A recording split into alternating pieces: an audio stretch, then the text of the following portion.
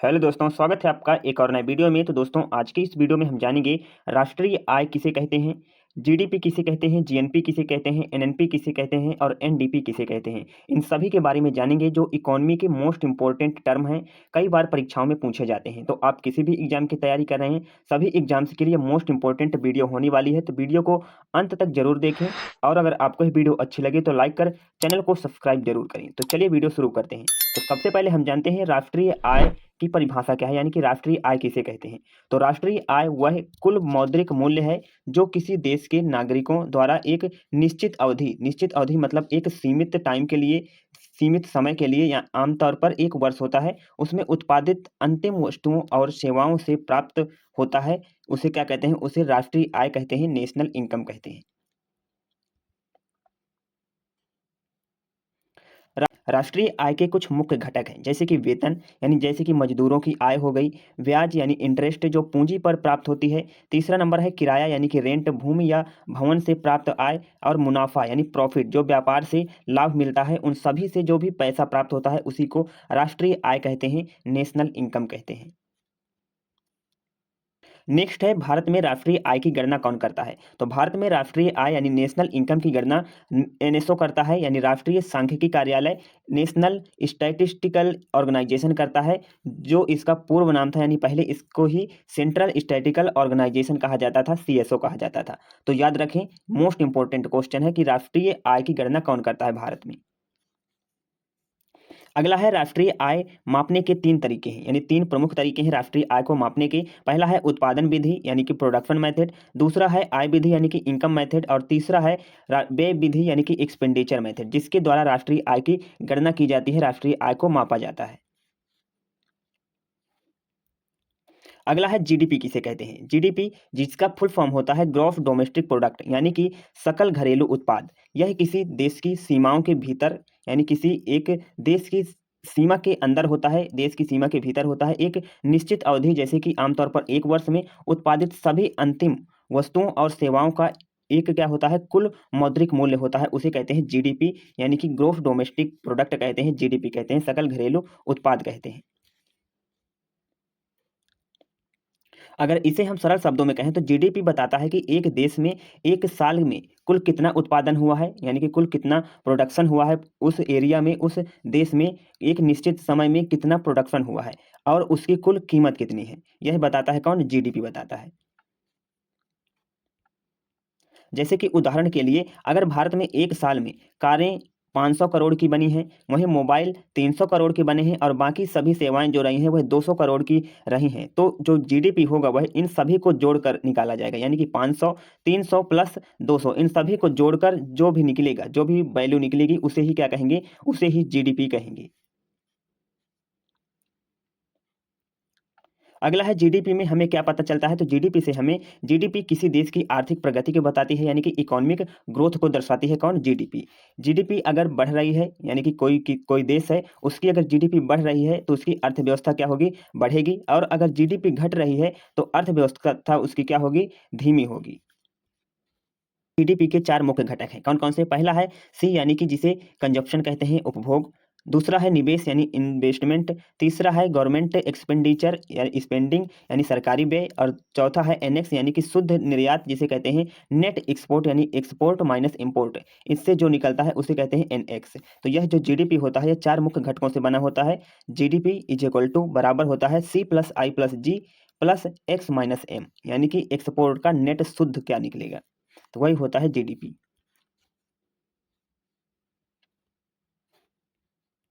अगला है भारत में जीडीपी की गणना कौन करता है। तो भारत में जीडीपी की गणना भी कौन करता है? एनएसओ ही करता है, नेशनल स्टैटिस्टिकल ऑर्गेनाइजेशन के द्वारा ही भारत में जीडीपी की गणना की जाती है। अगला है अगला है एनडीपी किसे कहते हैं, यानी कि एनडीपी का मतलब है नेट डोमेस्टिक प्रोडक्ट, शुद्ध घरेलू उत्पाद किसे कहते हैं। तो यह जीडीपी से पूंजी वस्तुओं की मूल्यह्रास यानी कि डिप्रिसिएशन घटाने के बाद जो मूल्य बचता है वही एनडीपी कहलाता है, वही नेट डोमेस्टिक प्रोडक्ट कहलाता है। अगर अगर इसे सरल शब्दों में कहें तो एनडीपी बराबर होता है जीडीपी माइनस मूल्य ह्रास यानी कि डिप्रिसिएशन। यानी कि देश में जो कुल उत्पादन हुआ है जिसे जीडीपी कहते हैं, कुल उत्पादन जो हुआ है उसमें से जो मशीनें हैं, भवन हैं आदि की जो घिसावट हुई है या मूल्य में कमी, डिप्रिसिएशन को इससे क्या किया जाता है, घटा दिया जाता है। तो जो भी मूल्य बचेगा, जो भी वैल्यू बचेगी उसी को क्या कहेंगे, शुद्ध उत्पादन कहा जाता है, एनडीपी कहा जाता है। जैसे कि उदाहरण के लिए मान लीजिए कि भारत का जीडीपी 1000 करोड़ रहा है। माना कि भारत की जीडीपी कितनी रही है, 1000 करोड़ रही है किसी निश्चित वर्ष में, और मशीनों की घिसावट यानी डिप्रिसिएशन 100 करोड़ का रहा है। तो इसमें क्या करेंगे, जीडीपी में इस 100 करोड़ को घटा देंगे, यानी कि एनडीपी बराबर हो जाएगा जीडीपी माइनस डिप्रिसिएशन बराबर जो वैल्यू आएगी उसी को कहेंगे एनडीपी। इसका अर्थ क्या होता है? तो इसका अर्थ होता है कि जीडीपी हमें क्या दिखाता है? जीडीपी हमें कुल उत्पादन दिखाता है, और एनडीपी जो दिखाता है वह वास्तविक शुद्ध उत्पादन होता है जो अर्थव्यवस्था से में बचा होता है। और एनडीपी की गणना भी कौन करता है? तो एनडीपी की गणना भी एनएसओ के द्वारा ही की जाती है, राष्ट्रीय सांख्यिकी कार्यालय के द्वारा ही की जाती है। अगला है जीएनपी। जीएनपी किसे कहते हैं? तो जीएनपी का मतलब होता है ग्रोस नेशनल प्रोडक्ट यानी कि सकल राष्ट्रीय उत्पाद। यह किसी देश के नागरिकों यानी रेजिडेंट्स द्वारा एक वर्ष में उत्पादित सभी अंतिम वस्तुओं और सेवाओं का कुल मौद्रिक मूल्य होता है, चाहे वह देश के अंदर हुआ हो या देश से बाहर हुआ हो यानी कि विदेश में हुआ हो। अगर सरल शब्दों में कहें तो सरल शब्दों में इसे जीएनपी यानी कि ग्रोस नेशनल प्रोडक्ट बराबर होता है जीडीपी प्लस, जीडीपी में क्या करेंगे, प्लस करेंगे विदेश से शुद्ध आय यानी कि नेट इनकम फ्रॉम अब्रॉड, यानी जीडीपी में विदेश से जो आय आती है उसी को जोड़ेंगे, उसे जोड़ दिया जाता है, और विदेश को जो आय भारत के द्वारा दी जाती है उसे घटा देते हैं, तो वह निकल कर आता है जीएनपी। चलिए उदाहरण के द्वारा अगर समझें इसको, मान लीजिए कि भारत का जो जीडीपी है वह 1000 करोड़ है, और विदेश से भारतीयों को जो प्राप्त आय है वह 50 करोड़ है, वहीं विदेशियों को भारत से दी गई आय वह 20 करोड़ है। तो क्या करेंगे, इस 20 करोड़ को जीडीपी से हम माइनस करेंगे और इस 50 करोड़ को जीडीपी में हम जोड़ देंगे, इसी को कहते हैं जीएनपी।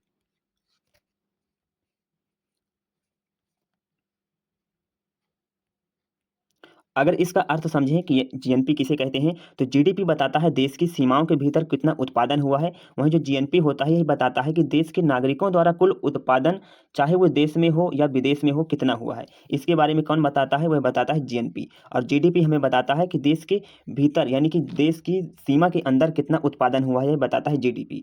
और जीएनपी है, जीएनपी की गणना भी कौन करता है? तो जीएनपी की गणना भी राष्ट्रीय सांख्यिकी कार्यालय यानी कि एनएसओ के द्वारा ही की जाती है।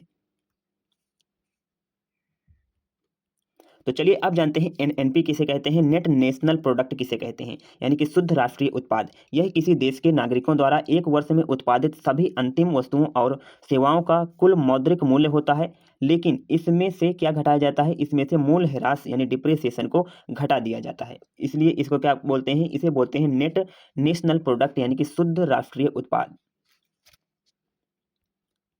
अगर सरल शब्दों में कहें तो सरल शब्दों में इसे एनएनपी यानी कि नेट नेशनल प्रोडक्ट बराबर होता है जीएनपी।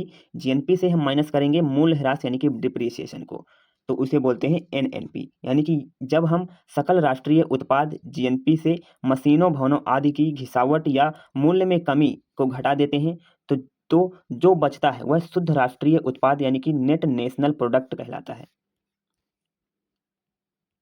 उदाहरण के लिए हम मान लेते हैं कि भारत का जो जीएनपी है वह 1030 करोड़ है, वहीं मूल्य ह्रास यानी डिप्रिसिएशन 80 करोड़ है। तो क्या करेंगे, अब हम 1030 में से इसको 80 करोड़ को घटा देंगे, तो जो भी बचेगा उसको क्या बोलेंगे, उसे बोलेंगे हम एनएनपी। अब इसका अर्थ समझ लेते हैं। जैसे कि जीएनपी का अर्थ क्या है? तो जीएनपी का अर्थ है देश के नागरिकों द्वारा कुल उत्पादन कितना किया गया है, और एनएनपी का मतलब है देश के नागरिकों द्वारा शुद्ध उत्पादन यानी घिसावट को घटाकर शुद्ध उत्पादन कितना किया गया है, यह बताता है हमें NNP. NNP eight factor cost यानी कि एनएनपी एट फैक्टर कॉस्ट बराबर होता है राष्ट्रीय आय के नेशनल इनकम के। जब एनएनपी को फैक्टर कॉस्ट पर मापा जाता है यानी कर और सब्सिडी का समायोजन किया जाता है, तब वही राष्ट्रीय आय कहलाती है, राष्ट्रीय आय कहलाती है, नेशनल इनकम कहलाती है।